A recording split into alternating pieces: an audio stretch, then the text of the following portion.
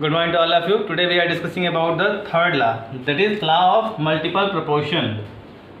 Law of multiple. आज हम बात करते हैं तीसरे law, that is law of multiple proportion के बारे में।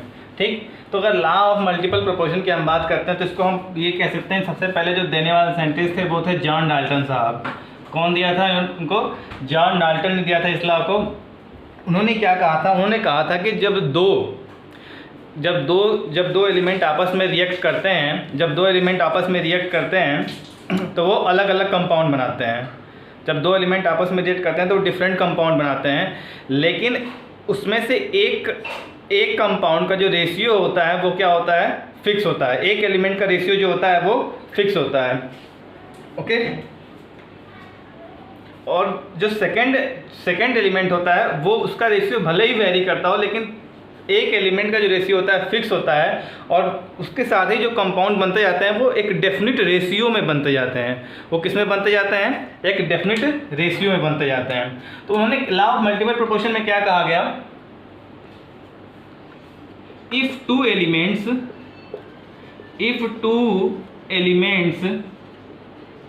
combined to form more than one compound,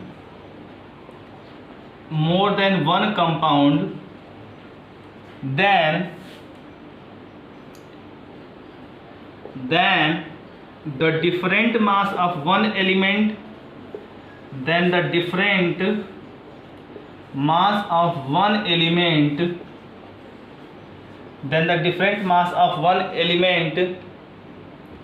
which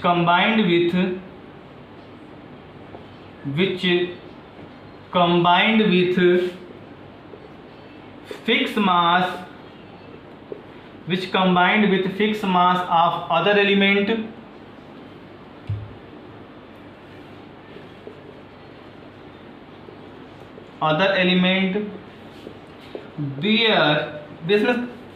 bear वही है, फिर कंटेन कर सकते हैं। bear a simple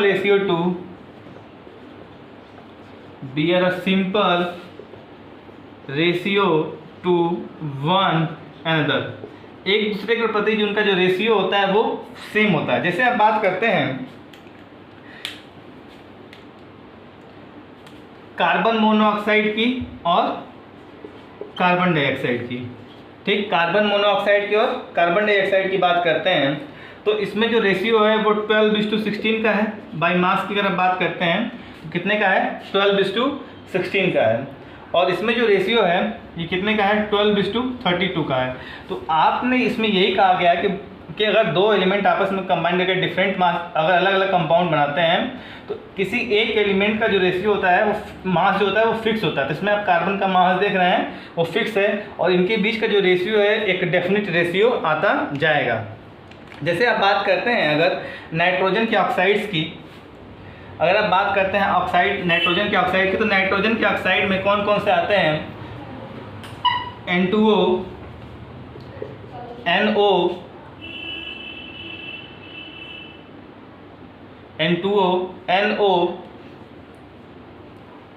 N2O3,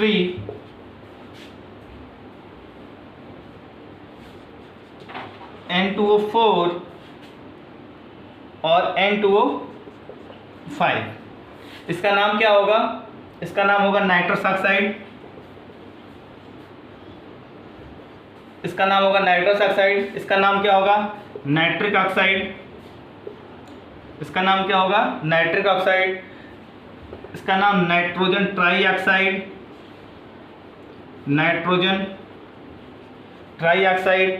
इसका नाम क्या होगा? इसे नाइट्रोजन टेट्राऑक्साइड और नाइट्रोजन पेंटाऑक्साइड, ये इनके नाम होंगे। ओके, तो अगर आप इसमें रेशियो की बात करते हैं, सब में N2 है। ओके, सब में क्या है? N2 है। तो अगर इसमें देखा है इसमें 14, इसमें N2 का मतलब 28, ऑक्सीजन कितना होता है? 16 होता है। इसमें एक नाइट्रोजन है, 14:16 है। इसमें कितना है? 28:48। इसमें कितना है? 64।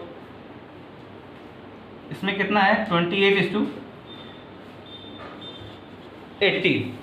तो ये रेशियो जो है इसमें आप देख रहे हैं कि इनका रेशियो जो है एक किसी एक एटम का जो रेशियो है वो तो फिक्स है, वो उससे फिक्स रेशियो में ही कंबाइन कर रहे हैं। तो ये था जो है ये लॉ ऑफ मल्टीपल प्रोपोर्शन। आइए क्वेश्चन लगाते हैं। देखिए क्वेश्चन क्या कह रहा है। क्वेश्चन कह रहा है कि हाइड्रोजन पेरोक्साइड और वाटर जो है वो 5.93 एंड 11.2% हाइड्रोजन कंटेन कर रहा है respectively, so that A data illustrated law of multiple proportion.